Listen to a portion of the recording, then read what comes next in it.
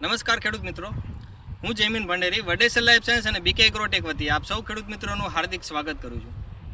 ખેડૂત મિત્રો, જો આપણે આજની ખેતીની અંદર વાત કરીએ તો આજની ખેતી એટલે કે નવી ટેકનોલોજી આધારિત ખેતી, કે જેની અંદર આજની ખેતી એ જૂની ખેતી પદ્ધતિ કરતાં કંઈક અલગ જ છે. હવે ખેડૂત મિત્રો જાગૃત બનીને નવી ટેકનોલોજી અને વિજ્ઞાન આધારિત જે પ્રોડક્ટનો ઉપયોગ કરતા થઈ રહ્યા છે. પાકને યોગ્ય સમયે જે પોષણ છે, જે ખોરાક છે, એને સમજતા થઈ રહ્યા છે અને ખેતીમાંથી ખૂબ જ સારું આપણે ઉત્પાદન અને વધુ નફો મેળવતા થઈ રહ્યા છે. પરંતુ હજુ ઘણી એવી મુશ્કેલીઓ છે કે જેનો આપણે સામનો કરવો પડતો હોય છે.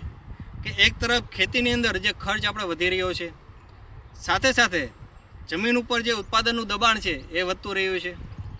પાકને જે યોગ્ય અને સંતુલિત પોષણ મળવું જોઈએ એ નથી મળતું અને બદલાતા વાતાવરણના લીધે પાક ઉપર આપણે માઠી અસર જોવા મળે છે. તો એના સામે પાકની અંદર કઈ રીતે આપણે વધુ રક્ષણ મેળવી શકાય અને આપણા પાકને વધુ મજબૂત અને ટકાઉ બનાવી સારું આપણે ઉત્પાદન મેળવી શકાય, એના વિશે આજે આપણે ચર્ચા કરવાની છે. તો આ વિડીયો ખેડૂત મિત્રો તમે અંત સુધી જોજો. આપણે ખેડૂત મિત્રો જો અત્યારે વાત કરીએ તો આજે તારીખ છે ખેડૂત મિત્રો 6 ફેબ્રુઆરી 2026 અને અત્યારે ઘઉં, ચણા, જીરું, ધાણા જેવા અલગ અલગ શિયાળો પાકોનું આપણે વાવેતર થઈ ચૂક્યું છે. અને એની જો આપણે અવસ્થાની અંદર વાત કરીએ તો ફૂલ અવસ્થા, દાણા બેસવાની અવસ્થા અને દાણા બંધાવવાની અવસ્થાની અંદર પાક અત્યારે ઊભો છે. જેમાં ખેડૂત મિત્રો શરૂઆતની અવસ્થાની અંદર વાત કરીએ તો એટોલનો ઉપયોગ કરતા હોઈએ છીએ કે જેથી પાકની અંદર સારો વધ વિકાસ થાય, નવી ફૂટ આવે, એનો મૂળનો વિકાસ થાય. સાથે જે બાહ્ય પરિબળોની અંદર વાત કરીએ તો જે અજૈવિક પરિબળો છે, ઠંડી, ગરમી અને વાતાવરણની અંદર જે ફેરફાર થાય છે એના સામે છોડને પૂરેપૂરું રક્ષણ મળે, છોડ એકદમ ટ્રેસફી રહે એ માટે આપણે એટોલનો ઉપયોગ કરતા હોઈએ છીએ. ત્યારબાદ જે પાકની 35થી 40 દિવસની જે અવસ્થા છે કે એ સમયે ખેડૂતો ઓર્થોપીનો છંટકાવ લે છે. કારણ કે ઓર્થોપીના છંટકાવથી એના જે મૂળનો વિકાસ છે એ સારો થાય છે, નવા મૂળ અને તંતુ મૂળ બેસે છે, જમીનમાં જે રહેલા પોષક તત્વો છે એ અપટેક કરે છે અને વધુ ડાળી, નવી ફૂટ આવે છે, વધુ ડાળી બેસે છે અને વધુ ફ્લાવરિંગ લાવે છે. ખેડૂત મિત્રો, જે આ અવસ્થાની અંદર વાત કરવામાં આવે કે જે વેજીટેટિવથી આપણે ફ્લાવરિંગ અવસ્થા છે એની સીધી અસર આપણા ઉત્પાદન ઉપર રહેતી હોય છે. અને જો આ સમયે જો આપણે ઓર્થોપીનો ઉપયોગ કરવામાં આવે તો વધુ ડાળી અને વધુ ફ્લાવરિંગ આપણે બેસે છે પાકની અંદર. ત્યારબાદ આપણે જો ફૂલ અવસ્થાની અંદર વાત કરવામાં આવે તો ફૂલ અવસ્થાએ ખેડૂત મિત્રો મેરાકીનો ઉપયોગ કરે છે કે જેથી ફૂલ અવસ્થાએ ખાસ કરીને છોડને વધુમાં વધુ ખોરાકની જરૂરિયાત રહેતી હોય છે અને એ ખોરાક મેરાકી દ્વારા આપણે પૂરો પાડવામાં આવતો હોય છે.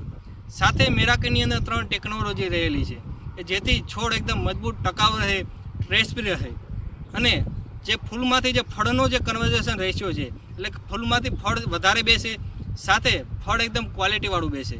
તો ખાસ કરીને આજે પાકની અંદર 60થી 65 દિવસની જે અવસ્થા છે એ સમયે મેરાકીનો છંટકાવ લેતા હોઈએ છીએ.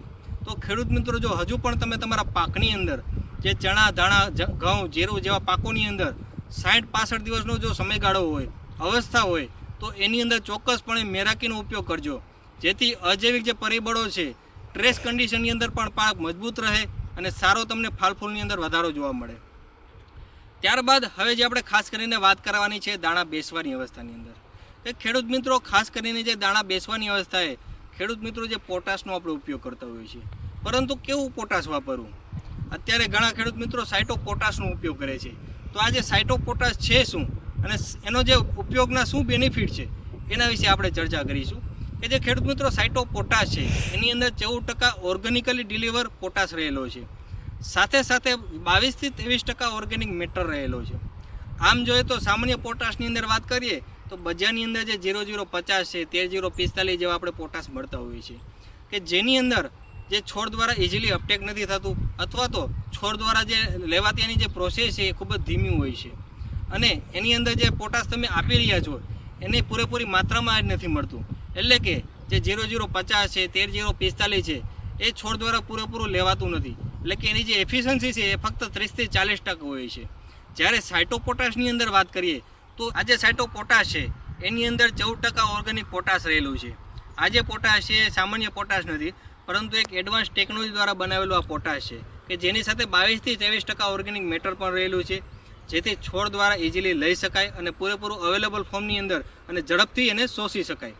ત્યારબાદ આપણે વાત કરીએ કે આજુબાજુ આપણે જે ઠંડી, ગરમી અને વાતાવરણના લીધે જે ફેરફાર જોવા મળે છે, પાણીની જે આપણે અછત જોવા મળે છે, તો એના સામે પણ છોડ એકદમ મજબૂત ટકી રહે અને છોડ પોતાનું ખોરાક બનાવવાનું ચાલુ રાખે એ માટેનું કામ કરતું હોય છે. જ્યારે બીજી બાજુ આપણે વાત કરીએ તો જે 0050 છે 13045 જેવા આપણે પોટાશનો ઉપયોગ કરતા હોઈએ છીએ તો એનાથી છોડ એકદમ તરત પાક ઉપર વળી જતું હોય છે કે જેની જે ખોરાક બનાવવાની લાઈફ સાયકલ છે એ બ્રેક થતી હોય છે કે જેથી જે નીચેનો જે માળ છે એ બંધાઈ જાય છે પરંતુ જે ઉપરનો માળ છે એ અટકી જાય છે અને દાણો પૂરેપૂરો બંધાતો નથી.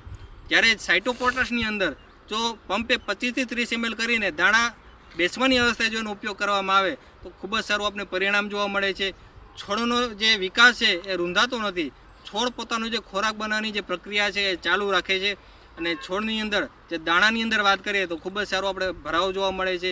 સાથે દરેક દાણા એક સરખા આપણે એક સમાન ભરાય છે. એનો જે રંગ ચમક વજનની અંદર વાત કરીએ એની જે એરોમાની વાત કરીએ તો ખૂબ જ સરસ એની અંદર આપણે પરિણામ જોવા મળે છે.